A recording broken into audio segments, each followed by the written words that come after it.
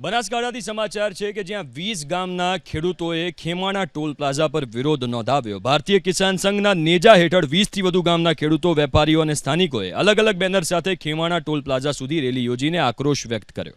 Toll plaza નજીકના ગ્રામજનો ખેડૂતોને ટોલમાંથી મુક્તિ ન આપતા આજે મોટી સંખ્યામાં ખેડૂતો, વેપારીઓ અને ગ્રામજનો બેનર સાથે અને ડીજે સાથે હેબતપુરાથી ખેમાણા ટોલ પ્લાઝા સુધી પહોંચ્યા હતા અને 2 કિલોમીટર લાંબી મહારેલી યોજી। ટોલ પ્લાઝા પર બેસીને ટોલ મુક્તિ માટે સૂત્રોચ્ચાર કર્યા। ગ્રામજનોએ ટોલ પ્લાઝા આસપાસના 20 ગામોને ટોલમાંથી મુક્તિ આપવા સર્વિસ રોડ બનાવવાની માંગ કરી, સાથે 15 દિવસનું અલ્ટિમેટમ પણ આપ્યું। જો 15 દિવસમાં માંગ નહીં સ્વીકારવામાં આવે તો મોટી સંખ્યામાં ખેડૂતો પોતાના પશુઓ, ખેતીના સાધનો અને ટ્રેક્ટર લઈને ટોલ પ્લાઝા પર પહોંચી ચક્કાજામ કરીને ઉગ્ર આંદોલન કરશે તેવી ચીમકી ઉચ્ચારી।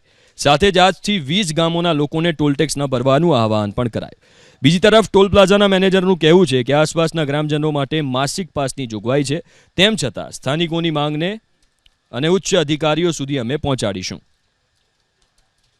જ્યારે આ ટોલ નાકું બનાવવામાં આવ્યું ત્યારે 2008 પહેલા આ ટોલ નાકું 2008 પહેલા ટોલ નાકું જ્યારે નહોતું બન્યું ત્યારે આ રોડ અમે અમારા બાપ દાદાઓના સમયથી ચાલતા હતા, એટલે અમને અમારો જન્મસિદ્ધ અધિકાર છે જે આ સરકારે ઝૂંટવી લેવાનું ખોટું કાર્ય કરેલું છે।